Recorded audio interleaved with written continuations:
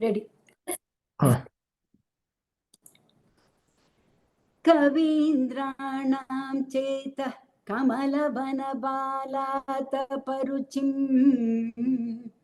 कवीन्द्राणां चेतः कमलवनबालातपरुचिम् भजन्ते ये सन्तः कतिचिदरुणामेव भवतीम् भजन्ते ये सन्तः कतिचिदरुणामेव भवतीम् विरिञ्चि प्रेयस्याः तरुणतरशृङ्गारलहरी गभीराभिर्वाग्भिः विदधति सतां रञ्जनममी.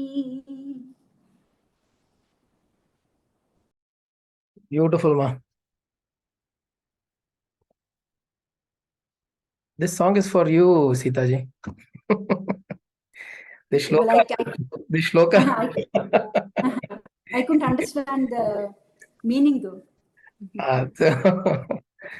Shloka is Kavindranam chetah kamalavana bala taparuchim bhajante ye santah kati chidarunameva bhavatim virinchi preyasyaha tarunatara shringara lahari gabhirabhir vagbhihi vidadhati satam ranjana mami. So if you are able to invoke goddess or Devi within, then we will be blessed with beautiful words, or whatever words we speak will sound beautiful to others. So I think maybe like Sita ji, if she's scolding her children also, they will not feel that they're getting scolded, I think. You should ask my children. It will sound so sweet and pleasant. Thank you. Thank you, ma'am. God bless you. Thank you. So what Shankara is saying here is Kavindranam Chetah. Kavindranam, which means of all the Kavis, of all the blessed ones, of all the wise people, you are the morning sun. Kavindranam Chetah Kamalavana Bala Taparuchim. So in their minds, you rise as this morning sun. Bala Taparuchim. Bala Ataparuchim. Bala is the small of or the young form of anything. Bala. Bala Tripura Sundari. Bala Ganesha. Bala Muruga. Bala Krishna. And Bala means the small form or the condensed form of that Virat Rupa, that large form. Atapa means, in this context, Atapa means that which is burning. And what is always burning? Besides our desires, what is always burning? The sun, Surya. Surya is always burning. And this is the small form, which means the small form of the always burning sun is what? The morning sun, the rising sun. So this is what in Lalita Sahasranama is referred to as Sindhuraruna Vigraham Trinayanam Manikya Mauli Spurta. Sindhuraruna Vigraham. So in their minds, you rise as this morning sun. Bhajante ye santah kati chidarunameva bhavatim. For such people, for some people, so he's saying for the Kavindras, which means the Kavi, the wise ones, you rise as this morning sun. And for some, you are the red color of the dawn itself. Kati chid arunam eva bhavatim. For them, they worship you as the red color of the morning sun. Like in Samayapura Mariamman, you cannot think Samayapura Mariamman without the red color. Without the Sinduram color or the color that she is in. Without that, you cannot imagine her. When you think of Samayapura Mariamman, it has to be that color. Right? In the same way, in some places you go, in Kashi we've been, there is a Hanuman there. That Hanuman is that Sunduram, the color of Hanuman is that color, Sindura color. So you cannot imagine that Hanuman without that color. So here, bhajante ye santaha, there are those saints, santaha, who pray to you in that form of the red color itself. So which means they have tuned their mind so much so that when they think of red, they think of Ambal. When they think of Ambal, they think of red. Right? Virinchi preyasyaha tarunatara shringara lahari. Virinchi preyasyaha. Virinchi is Brahma. Preyasyaha is the lover of Brahma. Who's the lover of Brahma? Saraswati. Saraswati. Correct. Saraswati is the Ardhangani of Brahma. He is the, actually Saraswati is the Shakti of Brahma in a certain way.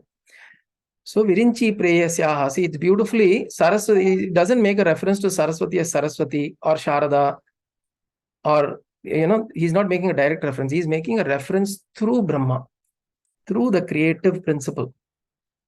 So he's saying that Saraswati, who is, it's like saying Mrs. Sundar, அப்படின்னு கூப்பிடல மாமிய, Lakshmi மாமிய Mrs சுந்தர்னு கூட.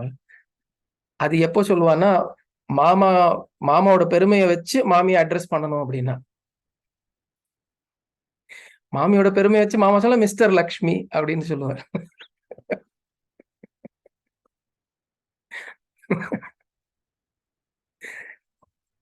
அதுதான் fact. அதுக்குதான் wait பண்ணிட்டு இருக்கேன். So the reference when you make, you're actually holding, already somebody is in a venerable position, and then you're referring to the other person with respect to this one, which means you're giving this person also the same level of reverence, right? That is the reverence that you're offering. Virinchi preyasyaha tarunatara shringara lahari, which means she's ever fresh, this ever fresh wave of love, shringara lahari. Gabhirabhirvagbhihi. So she gives what? Satatam to all. She always gives what? These beautiful words. Saraswati is always ever flowing on those people's minds who think of Devi as the early morning rising sun, as this red color. Okay. So what this verse means is that for those who meditate upon Devi as this rising sun or this red colored figure, for them, Saraswati herself comes and blesses them. And she makes their Vagbhihi. The Vak is made Shuddha. The Vak is made beautiful. The Vak is made pleasant. The Vak is made such that when they speak, others feel good. Ranjanam Ami is there is this aesthetic pleasantness that is delivered through that Vak when you listen to this. Okay. So what does this verse mean for us? So this is the meaning of the verse by and large, right? What does it mean for us? It means that when this is chanted, or when you look at this verse, we are looking at Devi as this morning rising sun. Sindhuraruna Vigraham.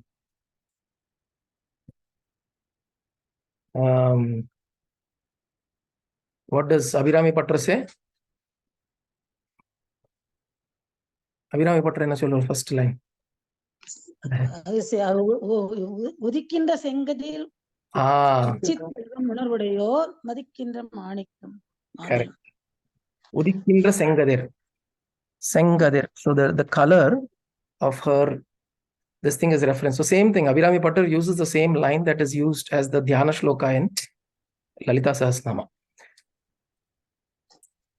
So Udikindra Sengadir is the same as Sindhuraruna. So when you think about Devi as that Sindhuraruna, what we are doing is one.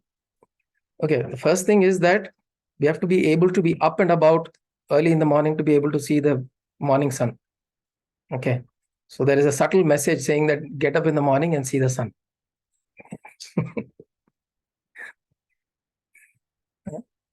So we wake up in the morning, we see this rising sun in the horizon, and the first thing that we do is think about her, meditate upon her. Meditate upon her as this rising sun. And what color is that? That's red in color. And the red color, the other thing that we generally we are familiar with, that we use on a daily basis, is kumkumam. Right?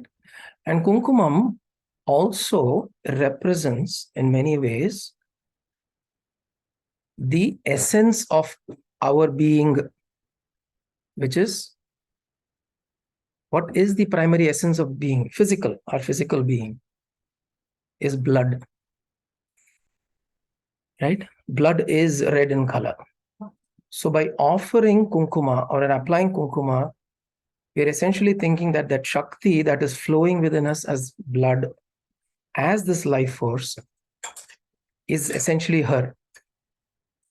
So when we apply that kunkuma, that is what we are reminding ourselves. That is what we are asserting to ourselves, that, oh mother, this kunkuma that is outside is appearing, is this vermilion that is appearing as a powder, is essentially my life force. It's my life essence.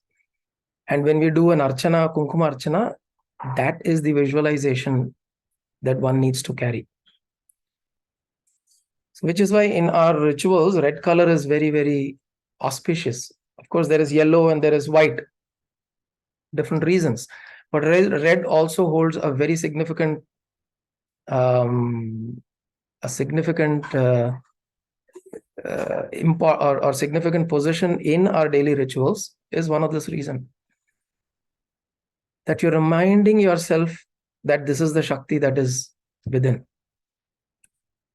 I read this somewhere.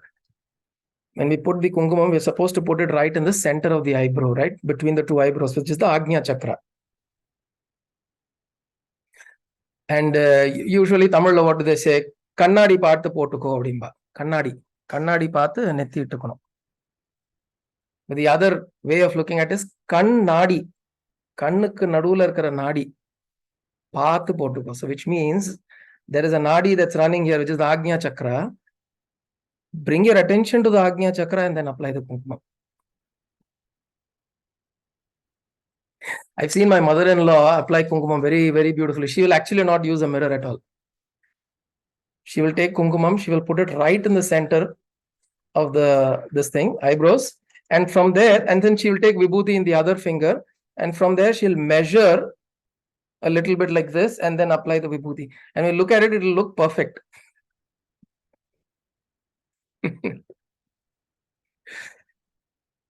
So kannadi path we have to apply, which means you bring your attention to the nadi, which is right in the center of your eyebrows, which means you, and this is important, this works.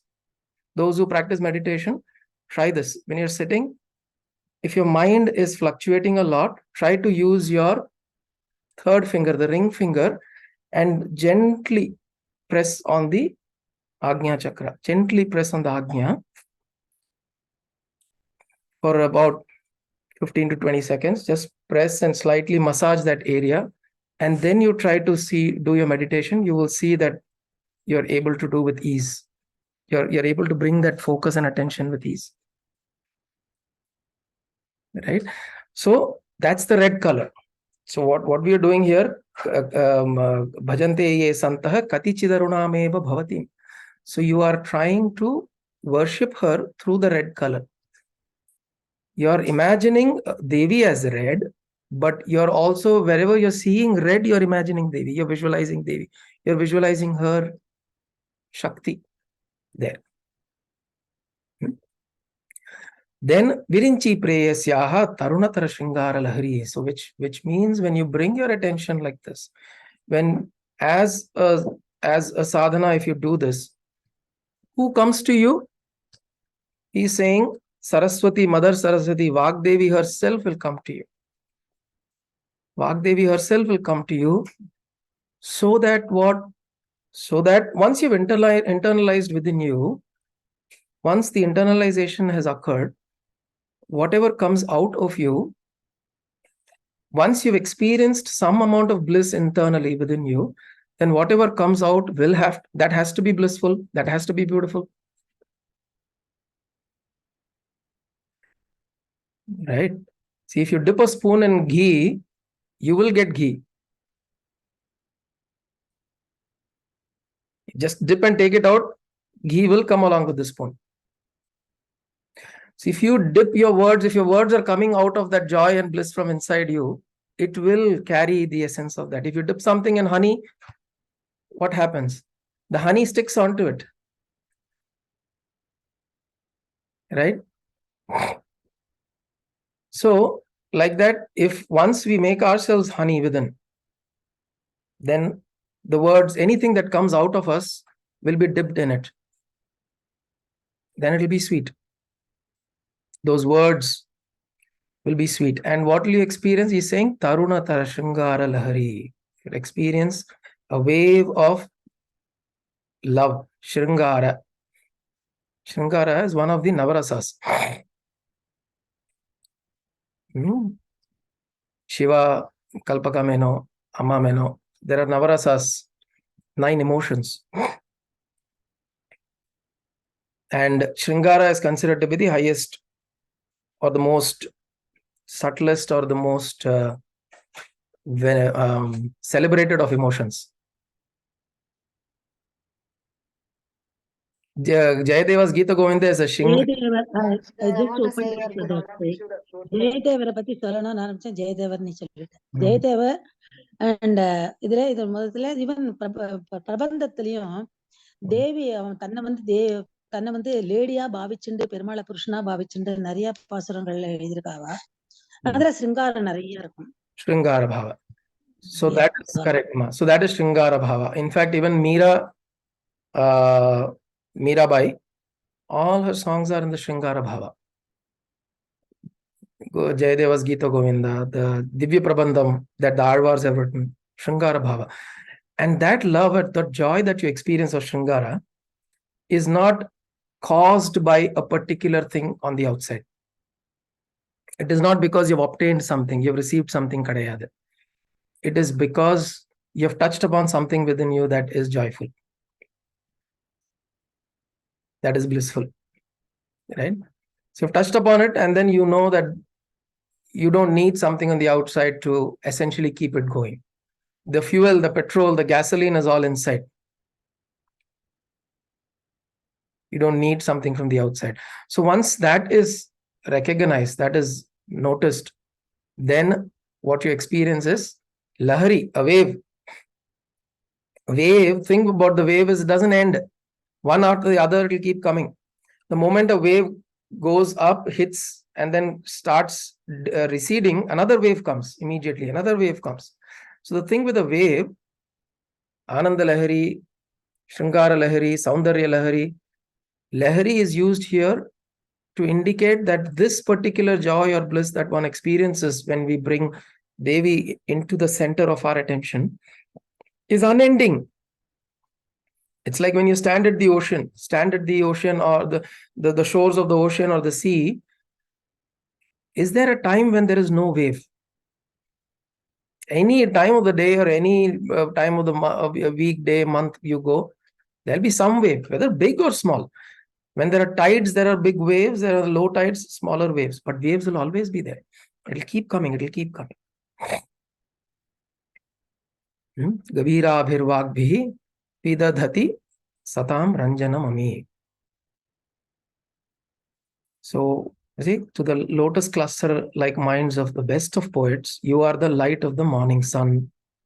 Those few good men who worship you as the red dawn itself, they give aesthetic pleasure to good men by profound words, which means the words that come out of their mouth is profound, pleasurable, like the ever fresh wave of love emanating from Saraswati herself, the beloved of Viranchi, Saraswati herself. It's as though Saraswati is speaking. So that is this 16th verse. Okay. Let me just pause here for the next one. Ready.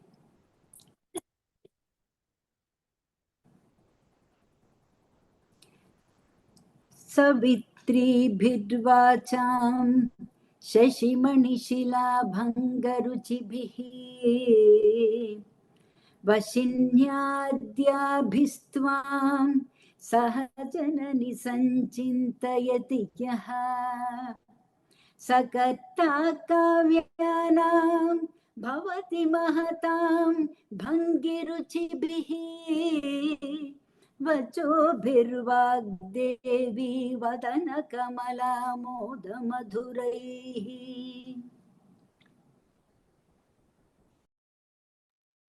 Very nice.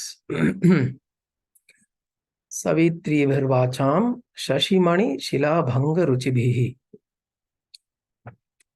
Savitri here, Saraswati is now referred to as Savitri. It's one of the forms. Huh? Ah, correct. So that is the aspect of, the earlier aspect of Gayatri is Savitri. So Savitur and Gayatri, two aspects. So Savitri is also a representation of Savitri, Saraswati. And Savitri is also the early, if you look at the previous shloka, the early rising sun, that can also be referred to as Savitri.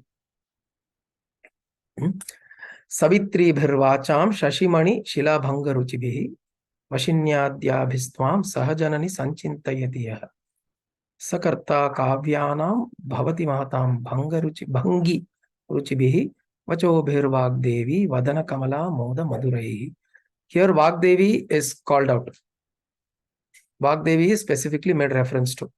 In the previous one, she is called as Virinchi Preyasyaha. In here, she is called out as Vagdevi, Saraswati. And she is Savitri. She is also Savitri. Now you notice there are two words that are used here. One is Bhanga, the other is Bhangi. And I noticed we make that mistake, right? Trying to replace one with the other. Bhanga means to have a bhanga, some kind of a cut. Bhangi means the intelligence, wit, humor, the way to present something with in a way that makes others feel good about, right? When you use wit in the right way, that's Bhangi. So that is a difference. So it's just poetic usage of two very similarly sounding words, right?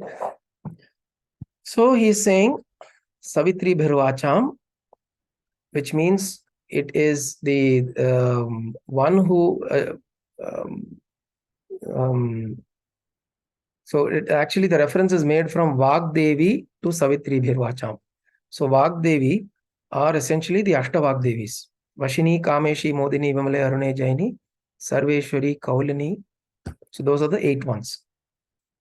Vashinyadi Vagdevata Rashayah and Lalita Sahasranama. The Rishi is Vashini Adi Vagdevi. Vashini Adi Vagdevi, which means all the Devis that start from Vashini. Vashinyadi Vagdevata. So here the reference is that they reflect upon you as this. When they think about you, O mother, they think about you as the one who's having this luster of a freshly cut moonstone. Okay. See, the cut is very important because when you cut something, particularly in diamonds, right? When in diamonds, it's very, very important the way the diamond is cut. It adds to the shine. It adds to the shine, exactly. The ability, in fact, I've seen one of the diamonds that are the most popular diamonds are this round diamonds, which have many cuts. They have many cuts.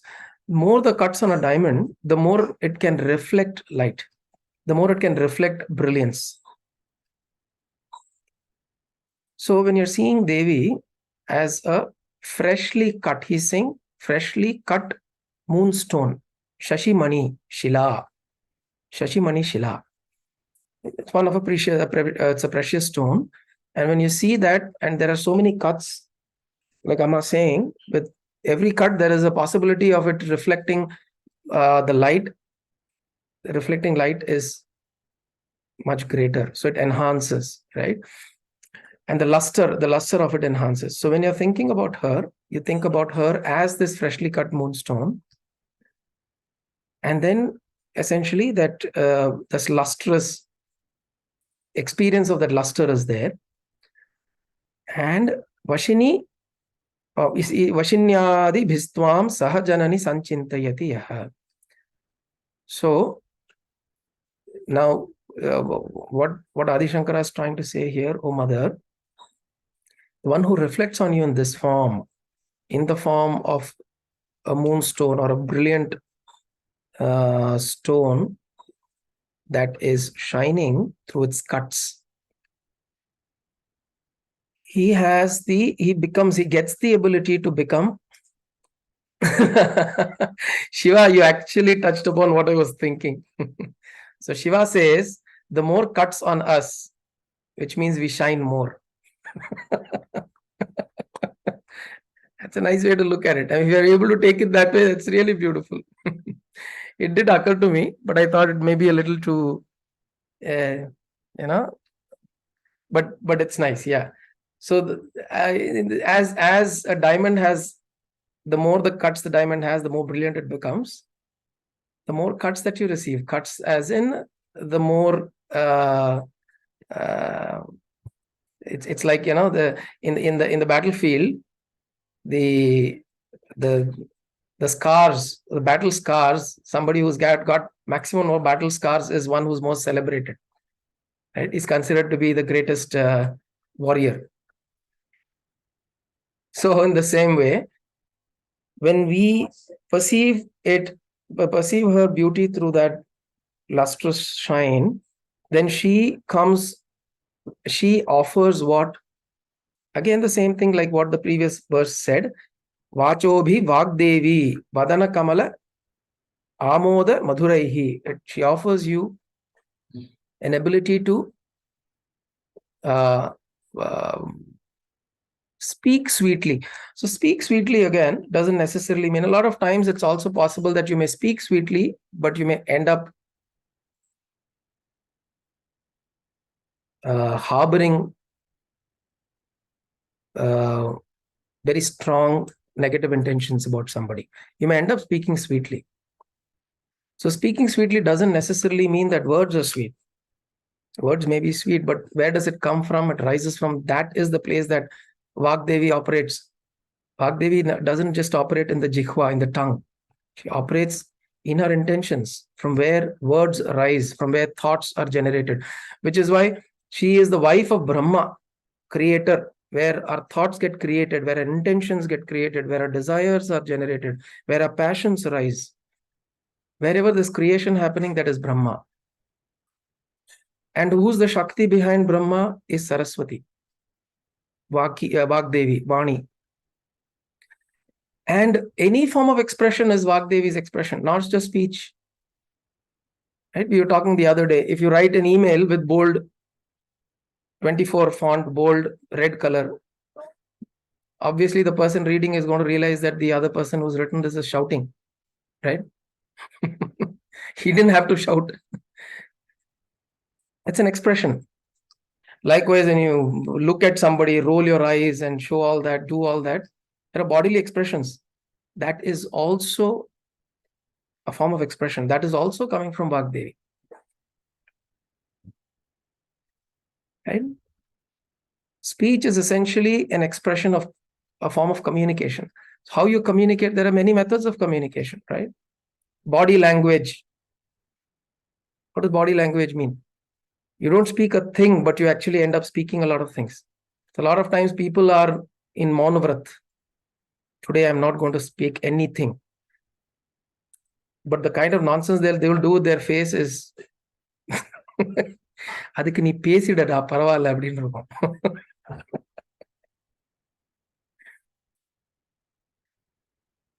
So we are now talking about what Devi is offering. Is she is offering us the ability to feel sweetness within us. The examples here are given as Kalidasa's example. Right? Kalidasa was a simpleton. And again, I made this reference earlier. Those who have seen this movie, Saraswati Sabadam, where Shivaji Ganesan is this very simple man who gets beaten up, and then he goes and sits and cries in front of Vani Devi. And then she gives him the ability to speak. Adukapra, he becomes arrogant. That's a different problem. Right? So Kalidasa, he got the ability to actually manifest things with his tongue. Again, this story we may have heard, where Kalidasa, the king was so, the king of that court, where Kalidasa was the poet, was so desirous of wanting to listen his own eulogy from Kalidasa's mouth. He told Kalidasa, can you please write a eulogy and sing a eulogy for me? Then Kalidasa said, are you mad, O king? You're not dead yet. How can I do that? But the king said, when I'm dead, I will not know how you're going to compose this. But I'm eager to know what you're going to talk about me, what you're going to say. And then Kalidasa said, I'm not going to do the stupidity. Right? And then they get into a tussle, and then he leaves the kingdom and goes away. This king doesn't leave him. And the king says, no, I somehow want to get it out of this man. And what he does is, he goes in disguise as a simple man and meets Kalidasa somewhere in the outskirts of the kingdom and bumps into him, and he tells him, oh, who are you? And then he says, I'm this poet from this kingdom. I've come out. And he says, oh, you come out from that kingdom. The king just passed away. And then immediately Kalidasa feels grief. And out of that grief, he composes a eulogy for the king.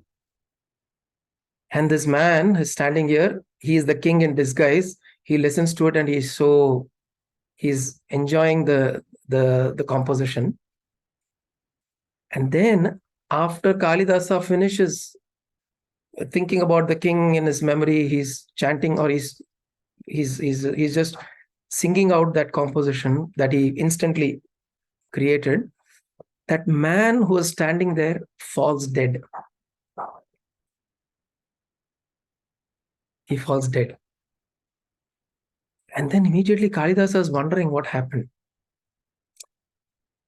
And then the story goes, either his guru or Indra or someone comes and they say that, this was actually the king on whose name you sang the eulogy now. And the guru told him, your words have so much power that it cannot be wasted. It cannot go waste. So you have sung eulogy in the memory of a person who's not dead, which means you have considered him dead, which means he has to die. So that's the power of Vani or Vagdevi that Kalidasa has received. And then, of course, Kalidasa pleads, saying that please bring him back to life. And then the guru says, now you compose something on him, describing his life, describing him being alive. And then he composes and then he comes back to life. That's a story. Now, one side of it, it's a story, but it's not like the Puranic stories, which we term as mythology, and we don't know whether it's true or false. This is not in that context. These are people who've lived just a few centuries ago, right? And these are stories that are made. One is the truth of it is in the fact, or what do we take from that story, is to understand that the power of speech, the power of words that we deliver. Like Kunti Devi in the Mahabharata. She spoke, and they had to keep up to her words, right? So Devi Saraswati is always seated, and what we speak out, we got to be careful. And a lot of times, in fact, we also gather a lot of karma without our knowledge, just by the way we end up speaking. Because a lot of times we also speak not with entire conscious awareness, right? A lot of times we are into something, we end up speaking something we are not aware of. We incur some kind of impressions upon ourselves. And which is why also doing chants, doing whatever we do, mantra, chanting and all that is to cleanse. It's a process of shuddhikarana, of purification, so that you constantly re-invite Saraswati into your vak with awareness, with conscious awareness. So that any speech that goes out, O Mother, is steeped in the understanding of who you are within me.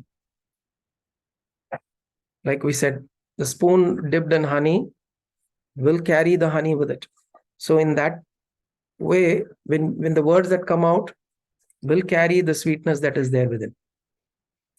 And you'll notice a lot of people also, you would have seen, they carry a bitterness. So whenever you speak with them, whenever there is something that you communicate with them, there is a certain bitterness you will experience, right? And you'll feel sorry for them, right? Why is there so much bitterness inside? Because if there is bitterness inside, what words will come out? Even if you try it, even if they're trained to speak sweetly, you will sense the bitterness inside. So here what she's saying is Vashinyadibihi Tvam Saha Janani Sanchintayati Yaha. One who reflects upon you, O Mother. Sakarta Kavyanam. He gets the power to do great works. Kavyanam.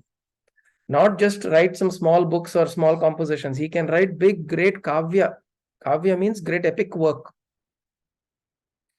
Bhavati Mahatam Bhangi Ruchibihi. With the work that comes out of such a person who is your devotee is of such great beauty.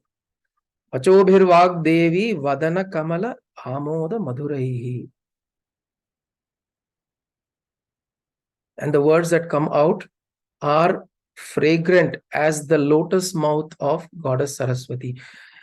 It's a very interesting metaphor that he's used here, right?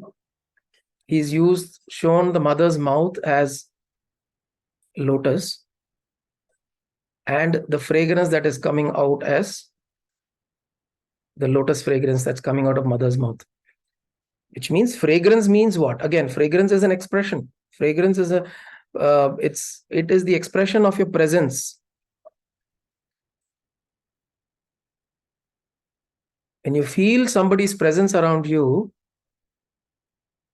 you feel their fragrance.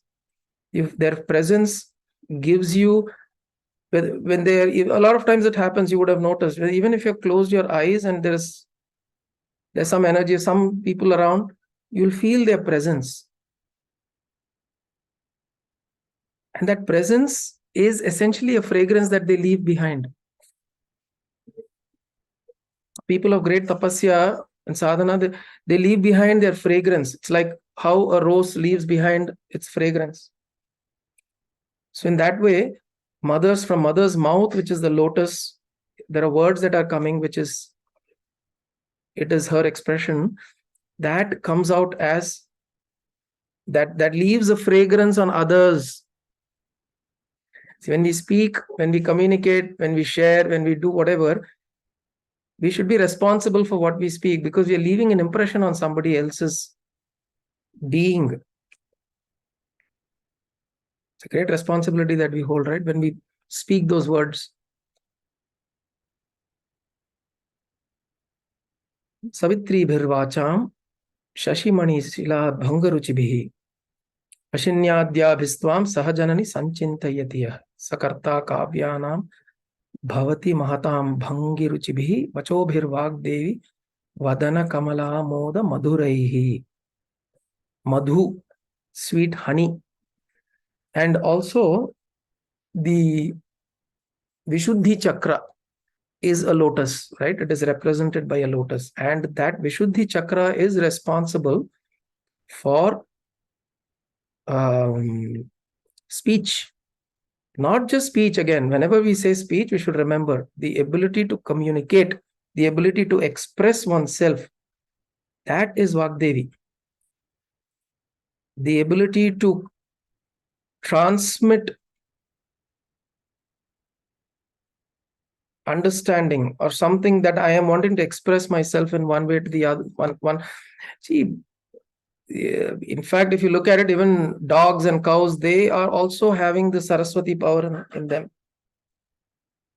They also communicate. Animals, pet animals, if you particularly notice, they will communicate, they will express. So the Vishuddhi chakra is essentially, in human beings, the Vishuddhi chakra is the physiological center, the psychic center rather, that is responsible for communication, expression. And so if you look at it, Adi Shankara is saying the lotus here is blossomed. In the Rishi, in the Kavihi, in the wise man, in one who understands, is able to bring Devi into his consciousness. For him, who is able to see Mother in that lustrous form, as the freshly cut moonstone, the bright moonstone, for him, this lotus, the mouth, he's saying the lotus mouth of Saraswati essentially means his own lotus in the Vishuddhi is blossomed. His own lotus in the Vishuddhi is blossomed, and hence anything that he communicates, he's able to, the people around are able to receive what he is able to say. Vishuddhi, that chakra is essentially is there to remove any impurities. If this is blossomed, no impurities will go further into your system. It has the power to purify. So this Vishuddhi chakra is very important because it has the power to purify both within your system and also on the outside. On the outside, how? By the way you communicate with the world, the way you transact with the world. Your presence should be able to purify somebody, other people around, right? When we engage and interact and transact. Savitri bhirvacham shashimani shila bhangaruchibhi vashinyadhyabhistvam sahajanani sanchintayati yah. Sakarta kavyānām bhavati mahatāṃ bhangi ruchibhi achobhirvāgdevi vadana kamala moda madhurai. Om kāyena vācā manasendriyerva buddhyatmana va prakrite svabhavat karomi yatyat sakalam parasmai narayanayeति samarpayami sadashivayeti samarpayami jagadambikayeti samarpayami sadgurunathayeti samarpayami. Hari Om Sadgurubhyo Namah.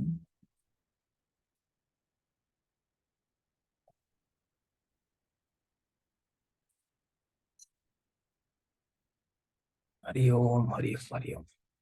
Hari Om. Thank you.